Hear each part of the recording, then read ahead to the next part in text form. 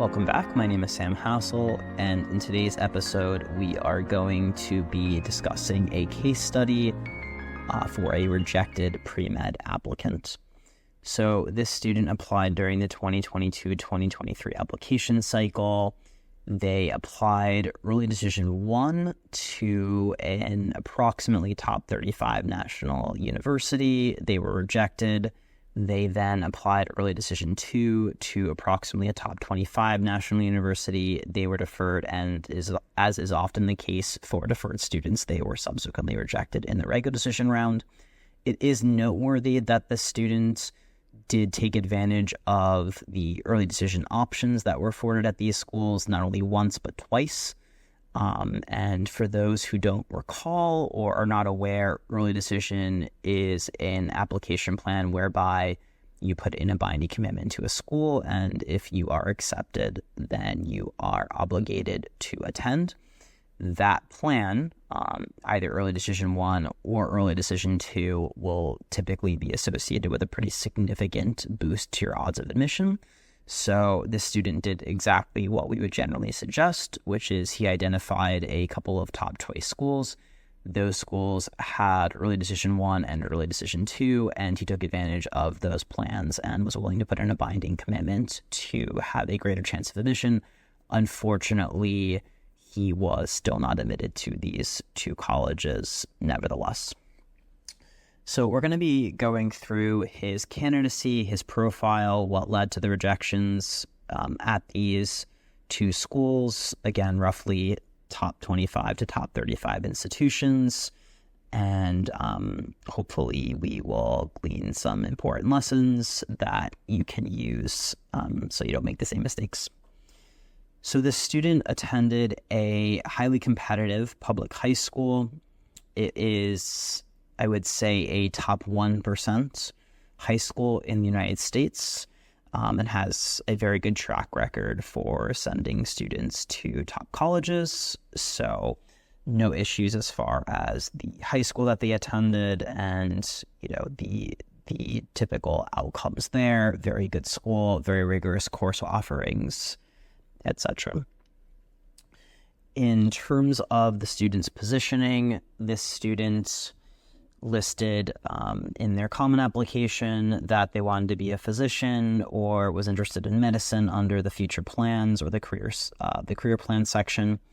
The first issue there, and we have mentioned this on prior episodes, for students who are considering a pre-med path, it is very important to keep in mind, unless you're applying to a very specialized dual degree program, such as a BSMD program, you are not applying to medical school at 17 or 18 when you're applying to an undergraduate institution. For all intents and purposes, it does not serve you in any way to declare your interest as being a physician or a doctor. It will typically just lump you in with many, many students who are also positioning in the same exact way and are saying that they want to be an MD in the future. Of course, if you have that intention for undergrad, the bar in terms of your candidacy, as we will see with this student, needs to be a lot higher because you are much less rare. Your admissions narrative, or your admissions hook, as we've called it, is going to be much more common in the applicant pool. So for a student who thinks they might have an interest like this, they have a much higher bar for their candidacy. And even if the student has built a very substantial, medicine or health-related narrative, in a lot of cases, it is going to serve them to still not really just tell a highly common narrative of, I want to be an MD and a doctor, and to just list biology and chemistry or related fields as your interest, because again, it's just something that is going to be very, very blended and very familiar in terms of the applicant pool. So this student both had issues in terms of their candidacy, particularly taking this very difficult positioning strategy, and they lumped themselves into a very competitive sub-cohort of the applicant pool while having a lot of weaknesses that would have been tied to that narrative. And it is important that students and families keep in mind that the majors that you list in your application are often just going to be intended majors, that you are not wed to them. If you are fortunate enough to be interested in something like pre-med, you have a lot of latitude because you can be essentially any major and still go to medical school as long as you take your pre-med prerequisites. That is not always the case for students who are interested in something like engineering or business that, that might have a separate college at the overall university. There is no separate medical school at an undergraduate level at any university. So it's important that students who are interested in medicine potentially or pre-med, that they take into account some of the strategic variables. This student, again, just straight up positioned themselves. They listed physician and medicine under their career plans. They then proceeded for their top choice school. They listed first major was related to brain sciences, second major was biology, and third major was biomedical engineering. So very common areas for pre-med positioning. And automatically, the student is going to be a one out of many. So this student at this school, there could have been, this is a smaller, private, more liberal arts oriented. It is a national research university, but it's more liberal arts oriented. So they're not going to be receiving maybe the number of applications as a very large public flagship, like a University of Michigan or UC, etc. But I would hazard to say, if I had to take a guess as to how many students at this institution in the applicant pool were positioning for something that was biomedically related, such as being an MD down the line, it's probably somewhere in the ballpark of at least 5,000 and probably more likely around 10,000. And probably somewhere around 10 to 20% of the overall applicant pool. So it's very important that just even by looking at the students' majors that they were listing in the application, looking at what their future career plans are, they are already putting themselves into a potentially 1 out of 10,000 scenario in terms of their overall admissions narrative and its uniqueness or lack thereof.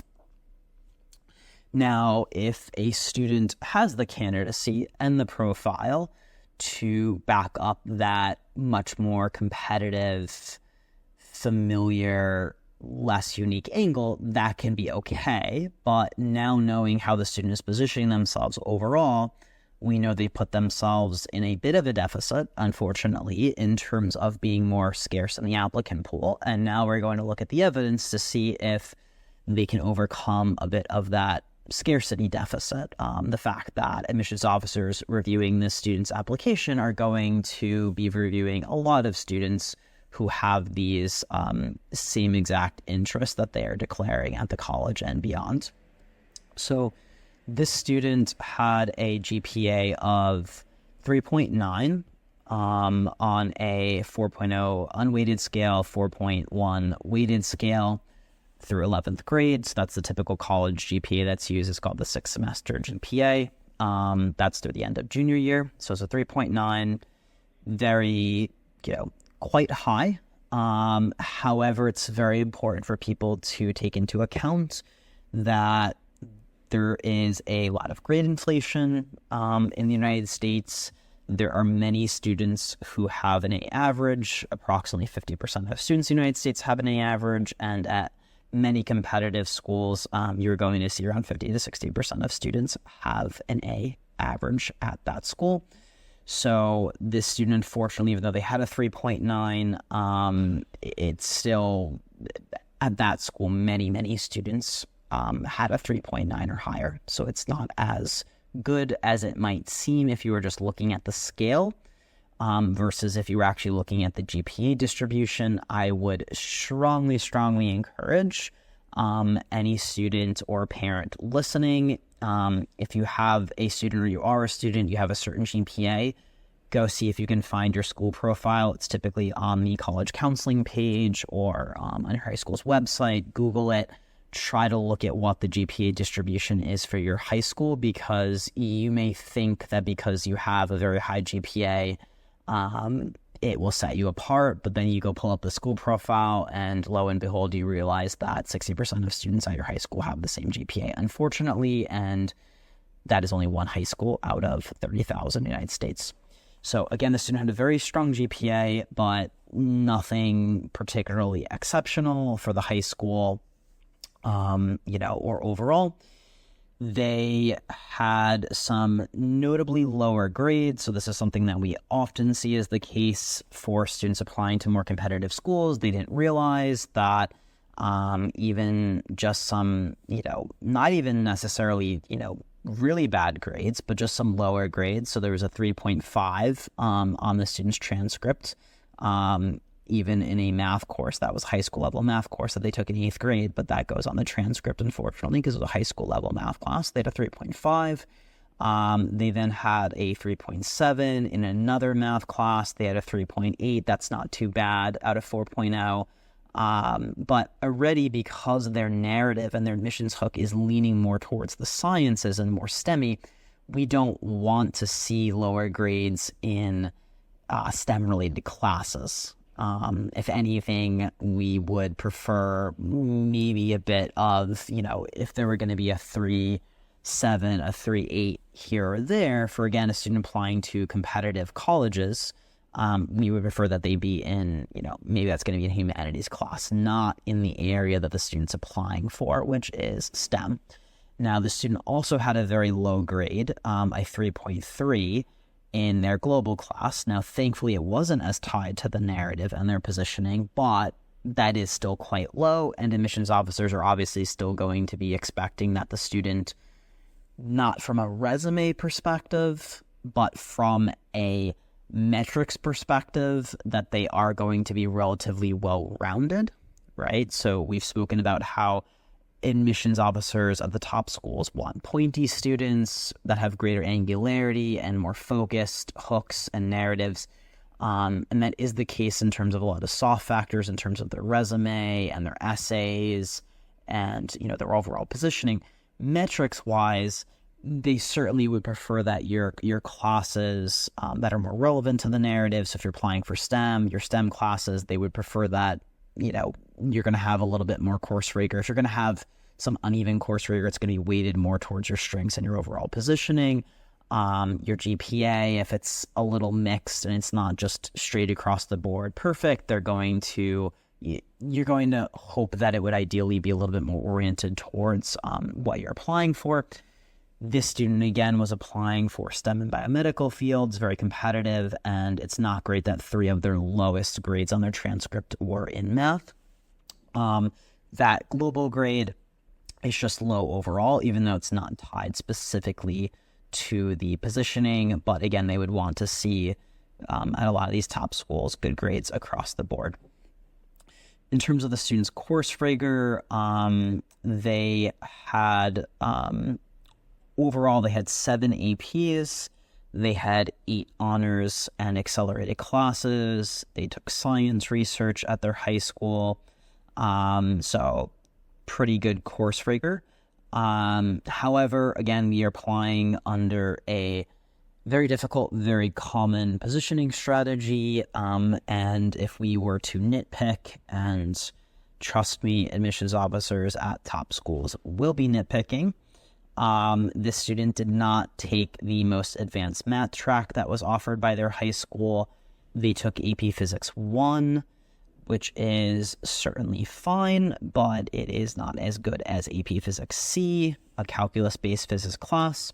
And so for nitpicking a bit of the STEM narrative, the student did not really max out on either the math or the science curriculum. They had some engineering positioning and biomedical engineering in their profile, and so physics will come into play and be a little bit more relevant.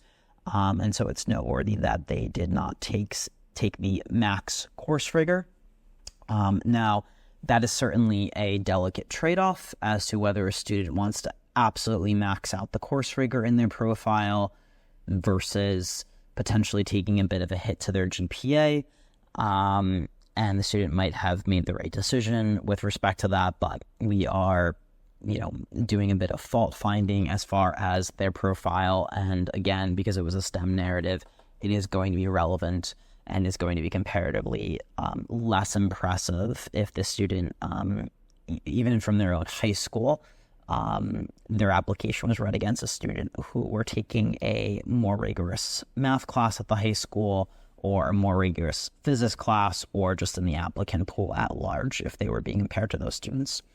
Now, in terms of senior grades, so this is quite important because this is basically the last shot the student has. There's significant recency bias in terms of admissions.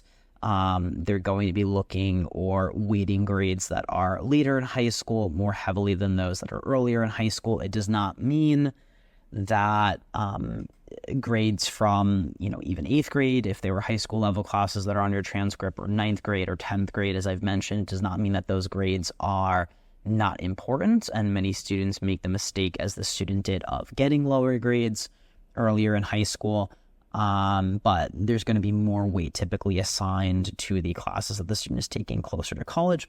This student had all 3.9s and 4.0s in his senior year, with the exception of one class, which was a 3.6 in AP Calc AB.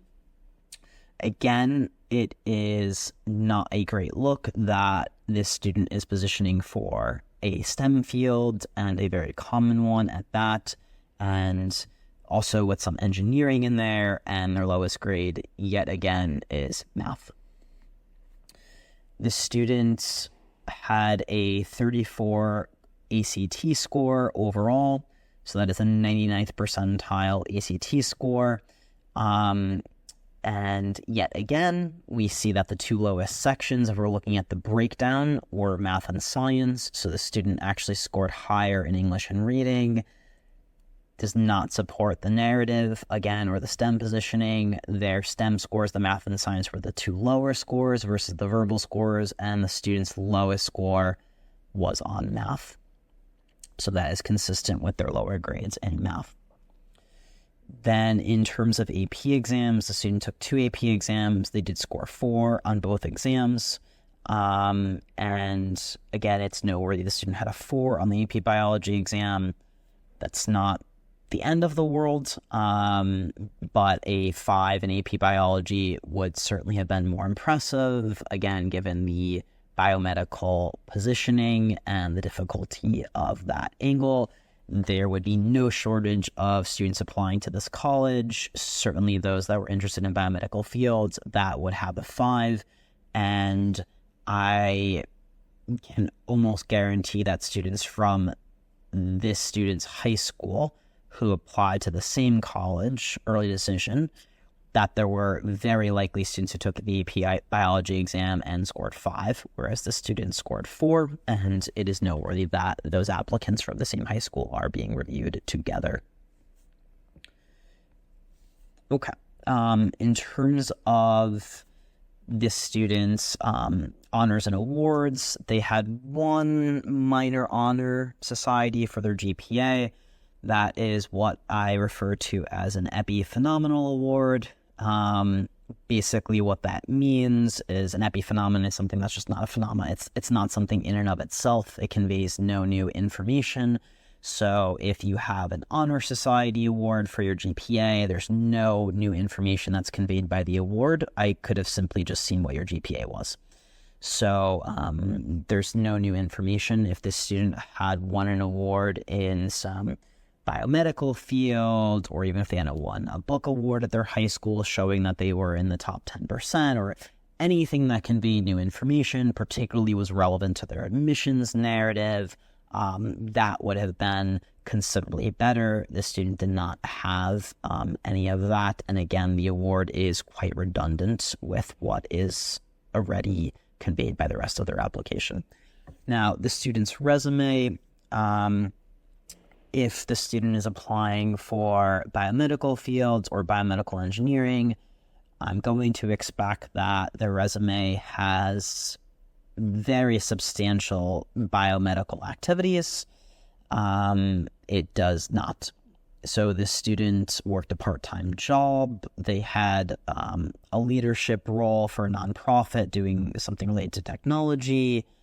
They were a board member of a sustainability board in town. They were an organizer and producer of TEDx.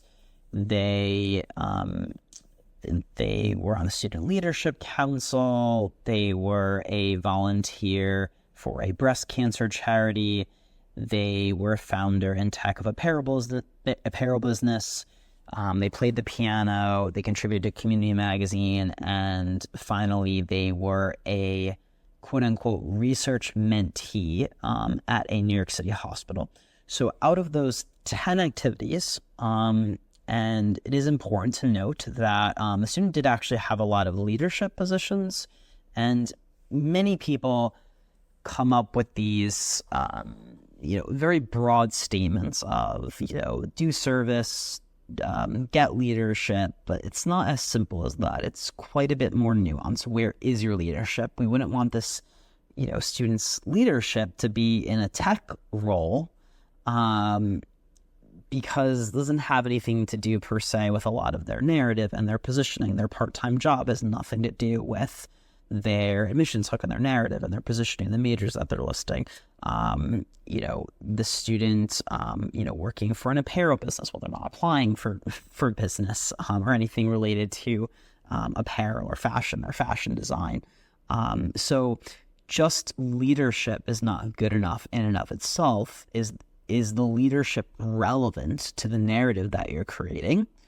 And another way of thinking about it, and the way that many people should be thinking about it, is if you have already aggregated certain strengths, work your positioning around the strengths that you've built instead of trying to position for something that's unnecessary, like medicine, that has no advantage. There is no pre-med major per se, or pre-med path per se. You can major in anything.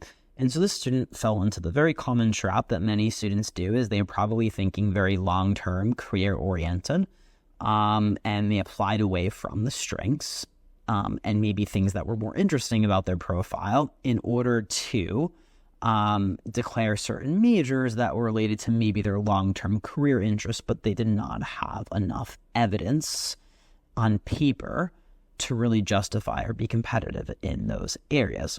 So what the student could have done is flipped the positioning and changed it and worked around what they actually had in their activities list that was strong and was quite unique.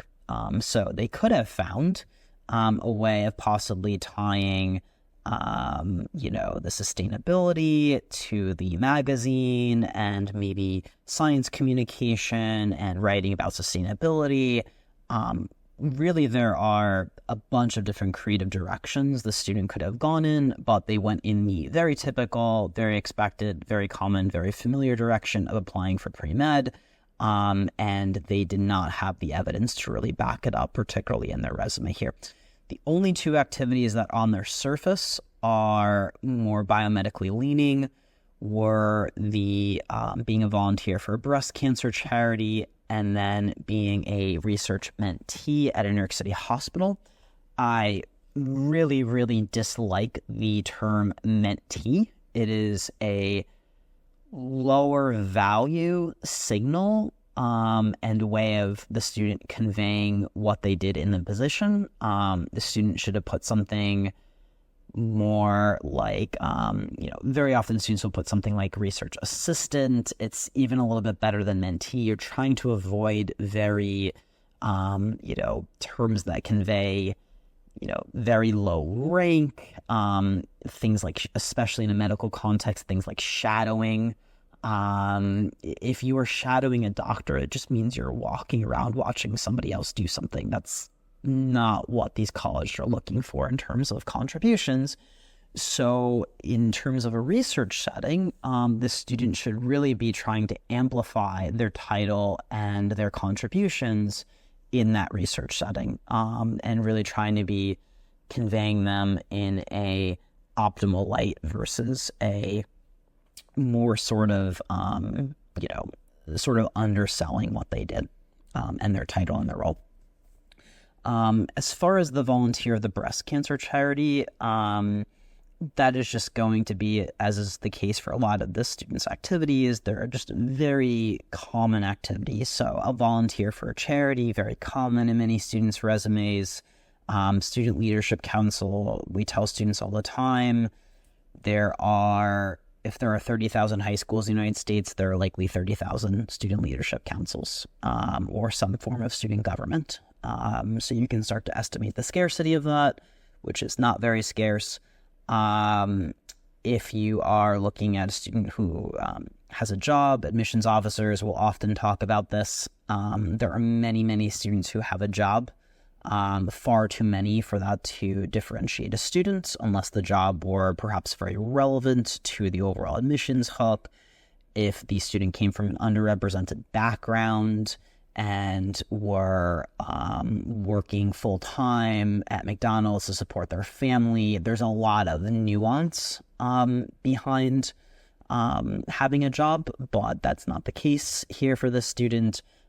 Piano, extremely common among many students, particularly from higher socioeconomic backgrounds.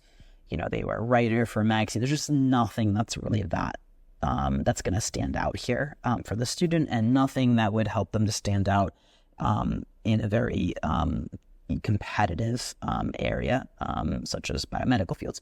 Now, while I'm on that point, many students and families might say something to the effect of, well, there's no particular, X college said that they don't look at the majors that students apply for, and they don't take that into account. And so, the college told me that doesn't matter. There's two different things you have to dissociate. One is there might not be a formal quota for a specific major. At some colleges, there is. And they do look very specifically at the majors. That's true of a lot of state flagships, and for more competitive majors such as computer science, it could be econ. Very popular majors might have limited enrollment, and they might have specific quotas, and they might be evaluating you for your first choice, second choice, third choice major in a very specific calibrated way. However, many top colleges do not specifically do that in maybe like a very quota-based way. They are still very aware as to the overall quantities of students that are in different fields, and broadly speaking in, or more specifically speaking in majors, but it's not maybe a very, very specific quota. It's important to keep in mind that an institution does not have infinite resources. There are only so many biology professors, there are only so many lecture halls, teaching assistants. So at some level, a university does have to keep in mind how many students are potentially going to study a certain field at that college, because they do need to budget resources accordingly. So at some level, an institution is performing those rough computations. They're trying to create a diverse class of students in terms of their academic interests. They need to keep in mind the institutional resources compared to the interests of the applicants. So overall, I would generally say that the institution might not have a very specific analysis that's done for or admission for the student's first choice major at certain top colleges, but they are still very mindful of it, and the logic of they're not looking at your major at all makes no sense given that they have finite resources to support the student's academic interest in terms of what they're applying for. Now, the second thing is just a scarcity or rarity thing. It is just, or consideration, it's just how much is this student's application going to stand out when they read it? Is the admissions officer, really going to think this is more unique and it's different from the next application? And so the student's application and many students' application is fundamentally not hitting that sort of uniqueness that is just going to make an admissions officer really take note and say, oh, this is some fascinating theme whereby this student found a way to connect a payroll business to this tech role, or to connect the sustainability to this writing and turn it into a science communication hook, right? And that's really where a lot of the creativity in the positioning and how students are branded, that's really where it comes across. And many students view this the wrong way, as the student did, at least from a strategic perspective, and they were probably just thinking, what job do I want to get down the line? And I'm going to apply for medical, and who knows, they may go take organic chemistry anyway and decide that they very strongly dislike medicine and do not want to pursue a health-related career. But they're going to be doing so at a worse institution because they already put themselves in a very difficult positioning strategy that made them a much less compelling applicant, much less unique and rare applicant, and they just did not hit sort of the profile that would really make the student competitive for pre-med areas.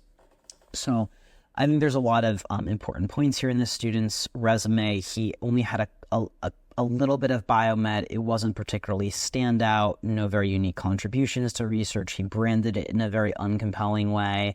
A lot of students have research. It's more sort of what you do with it. Are you making big contributions? Do you potentially have a paper in the works, even if it's a lower tier journal versus a peer-reviewed journal?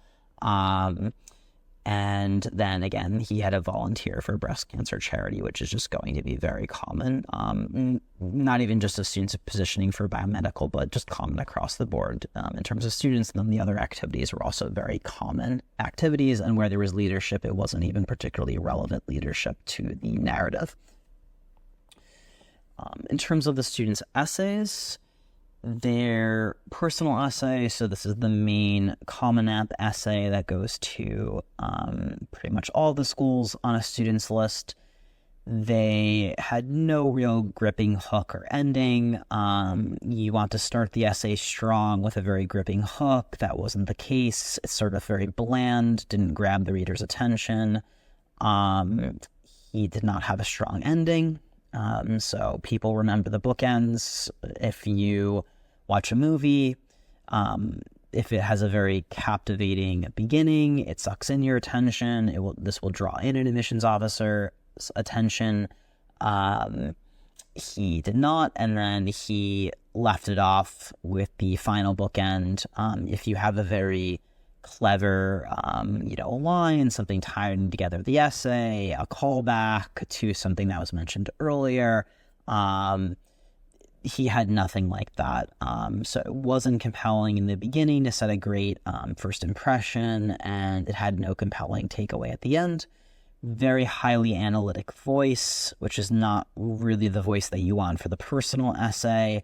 You want a bit more of a narrative voice for this essay, even though it should, in a lot of cases, tap into the students' the origins or some sort of importance, development that's related to their academic interests that they'll then elaborate on in the further essays in the application. Analytic voice should really be reserved more for the school-specific supplements that are much more research-based, like you're looking up information for the school, what you'll do on campus, specifics about why you're interested in the majors that you're interested in, and the student really used the analytic voice in the wrong place in the application.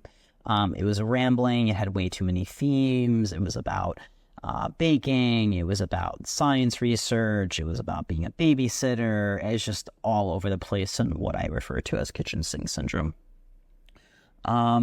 The students included a section in this essay on science research that reached the level less of a narrative and a more relatable exposition that could have gone in the personal essay. So if you're going to talk about science research, there's a level at which you start getting to very technical details that admissions officers are not going to really understand. It's more objective analytic voice, and it goes in a more objective analytic section in the application, such as the additional information section. It's very important to just keep in mind there are different voices across different application components. So if I'm reading an activities list, if I'm reading additional information section, an addendum, I'm reading that with a much more factual, objective, analytic tone, even the school-specific essays. When I'm reading a common personal essay, that tends to be much more of a narrative, a storytelling. You open with a scene. And if you're talking about science research, there might be some technicalities involved in there. It might be related to the student's positioning, but it's not meant to be a full technical exposition. That would be reserved, that type of voice and those sorts of details, for the addendum or the activities list. This student then, for their top choice school, they wrote a why school essay. This is very common. It's just a school-specific essay that is, why do you want to attend this college? Again, no gripping hook, no compelling ending, highly analytic voice, which is okay. That's fine for a school-specific supplement because it's very short. It's a bit more factual. It's calling upon details at the institution. But it still just was not very interesting, the voice. It was very dry. He leaned, again, very heavily into this biomedical narrative, which was not, as we saw from his grades, some of his test scores and the section breakdowns, his resume, and then given the difficulty of that positioning and how common it was really the wrong call. Unless he was just so wed to this positioning and understood that it was going to compromise the application strategically, it was not the right choice. He leaned furthermore into that, again, setting up his application to be even less familiar, less unique, and more, quite frankly, cliche. In the applicant pool, he had highly generic statements such as, this school has a collaborative and welcoming community. That's great, but he does not show how the community is collaborative or welcoming, or really more importantly, very specific details that would motivate his interest in this very particular school versus another school. It fails the uniqueness test, which is if you can make this statement about any college, essentially, you could probably say that tons and tons of colleges are collaborative, have welcoming communities, and so it doesn't pick out this specific college or motivate his very specific interest in this school per se, which is what they are looking for. He said things like, multiple visits have confirmed my passion, forging my path to a successful career. It is just one generic statement after another generic statement, not showing any very specific details as to why he wants to attend this school. Not, for example, when I went on my school visit, I met this professor who was in my field, and we went out for coffee, and I discussed X, Y, and Z topic with him. And if that seems unlikely or unfeasible, I assure you there are many students that we've had and that in general do go above and beyond to set up those sorts of opportunities or meet with students and talk with them. And this essay just could have been much, much better and more specific and really grabbed very specific details that would only be true for this institution, and he did not do that. There was, as I said, no specific evidence of anything related to the academics or any uniqueness there or community offerings or how would he very specifically contribute to the school in some very specific way by launching a club or joining this club and launching this initiative because he had that in his resume and that's what he had done in the past, and so it was showing continuity. There is no visualization or very specific, unique visualization that was provided in terms of the role that he would play at the school, and particularly they want to see that the role that you would play at the school is roughly continuous with the evidence in your application. So if you did science research on a particular topic, they would ideally like to see that there's some continuity in terms of research that you might find at the school's campus and the topic that you would study. And that's just going to be the most consistent and most compelling narrative and through line. In terms of one of the other school-specific supplements, this is kind of what we would call more of an intellectual curiosity prompt. Again, no compelling hook, very generic ending. The curiosity wasn't in a specific domain, but just he detailed very general curiosity. Again, it's going very well-rounded. There's no hook, no focus. And then he discussed adversity with a research project, which unfortunately is not, unless the student can really talk about this deftly, they are not looking for a student who's presenting as having significant difficulties with their research, unless they're showing how they overcame them. They're looking for students who are signaling intellectual promise, and so you would be looking more to spotlight your strengths and your contributions with respect to the research project and the research that you did, not your weaknesses and your shortcomings. And this is a mistake that many students often make when they fill out, teacher rec questionnaires and materials for their teacher recommendations. They often talk about how they had a lower grade in the class earlier in the year, or how they struggled with this topic, and that is not great information to put in your college application unless you can really, really show how you overcame it and still present yourself as being very intellectually promising.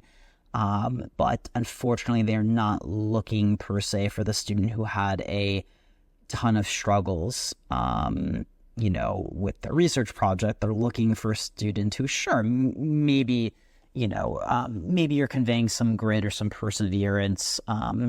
Even the perseverance is going to be a bit of a cliche theme, so be careful with it. Certainly that can be conveyed, but you still have to be presenting yourself in a very strong light and bringing out your strengths in the application and showcasing your intellectual promise, because that is what they are trying to identify in the applicant pool. Again, the student in this intellectual curiosity essay had very generic statements. Hopefully one day I'll contribute to changing the world for the better. Just cliche. You're not trying to tell them, you're trying to show them. If the student had really put a spotlight on their contributions to their past research projects, they wouldn't even have to make a statement like this per se, because their intellectual horsepower, so to say, and their past contributions would already start to be predictive of what they could accomplish in the future. A student would be able to then, start painting, how they could connect the dots between their contributions on this past research project, but then relate to potential contributions in a research lab on campus, working on a similar topic, and maybe in the future. And a student can potentially talk about how they hope to contribute, to the world or to this line of research or this field. But the student didn't even do that. They just mentioned just broadly contributing to changing the world for the better. He had very low confidence statements or very low evidence of their abilities. Again, basically, I would call this almost counter signaling. So counter signaling is sort of when you have a statement that kind of goes against, or it's sort of a statement of humility. Unfortunately, the student did not have enough display of promise and intellectual promise, such that they could maybe pull off some of this counter signaling. Humility is fine, potentially if you have enough evidence that you have the intellectual promise in the first place. If you have humility and have some of these statements that don't present yourself in a very strong light, then it just sort of undersells your abilities and your future promise, and it makes your application less compelling. So the student said things like, I'm learning so much, I love the stories of people making a completely important discovery. He's talking about other people making discoveries, watching them make discoveries, talks about how he's just learning. Like, there's no student who, we would have who would come across in a very compelling, competitive way and gain admission to a top college wouldn't talk about watching other people make important, impactful discoveries. They would be the protagonist and the center of that story and the main character, and they would be conveying their important discoveries. And even if the discovery, we're not talking about curing cancer here per se, it's just taking what the student did and presenting it in the best light. And the student, again, has a lot of counter signaling with no actual signal of intellectual promise.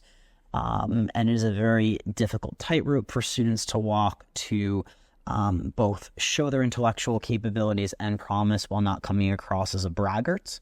But unfortunately, it is a tightrope that students need to effectively walk if they want to gain admission to a lot of these top, highly competitive schools. And that is it for this case study. One last point that I do want to emphasize, because I don't think a lot of people seem to quite understand this notion. So they think, and I did mention this in the Building an Admissions Hook episode, a lot of people, when we're discussing building a focused admissions story and a hook, they think all of a sudden we need to jump to what the student's future career is going to be, and then that typically just projects to a few very common fields such as medicine and business and law and engineering, and then all these students just end up simply clustered together in 5 or 6 different fields, all writing the same types of applications with very similar majors, and they all just start blending together, as is the case with this student's application. Even though he had a quite solid profile overall with a 3.9 GPA, 15 AP and Honors Advanced courses, 98th percentile ACT, even so, these positioning mistakes and these narrative mistakes, having very poor essays, positioning in a very suboptimal way, and lumping him in a very familiar cohort with just students who want to do pre-med, many of whom will not actually end up seeing the pre-med route through to its end, but that's just, they thought that they wanted to be a doctor, and so that's how they position themselves. It's very important that, especially as you get later in the process and you are closer to the applications, or if you are a student or parent listening to this episode and you are in the application process and you maybe did not build the candidacy or the stack of evidence or the history or the facts that would support what you think your interest will be for college, it's very important to think about it in another way, which is, especially if you're going to be applying just to the Arts and Sciences College, and you're not planning on doing anything particularly, like business or engineering that could be in a separate college at the university, and has a direct admit program where you have to, you might have to tell the university that you want to do engineering because you won't get into engineering later on, right? And that will depend by the university. But for many, many students who will just be going to the Arts and Sciences College, or would be doing something like pre-med, which is going to be in the Arts and Sciences College, you have a tremendous amount of flexibility in terms of how you position and package your application and your strengths. Be very wise as to audit your candidacy, where your strengths particularly lie, your stronger course rigor, your stronger grades, any stronger subsections on your test scores, any stronger or more unique and interesting aspects of your resume. Look at all of that and create a positioning strategy from the evidence and data instead of a much more nebulous, future-oriented view of, I think I want to be a doctor in the future because X, Y, and Z, not particularly compelling reasons. So just, I would say, be mindful of that. Certainly if you're convinced you want to be a doctor, or any other sub-bucket that's just going to be quite competitive and you understand the strategic liabilities, certainly feel free to position yourself in that way. This is merely informed consent that you can see what can happen to a student who has still a very impressive resume and overall, overall profile. The student, again, had a lot of leadership in their resume. They had some good things in their resume. I wouldn't say that was the most impressive part of their application. Their metrics are probably a little bit stronger than their resume overall. But you could still see what can happen to a student who has a 3.9 GPA, a 99 percentile ACT score, 15 AP and honors classes, solid scores in AP exams, a lot of leadership positions, science research in their resume, and still not admitted to a top 35 institution and rejected or deferred from both early decision choices if you take this more difficult path to admission and choose a very familiar positioning strategy. So that is it for this case study analysis. I hope this is helpful to everyone, and we'll see you in the next episode. Bye-bye.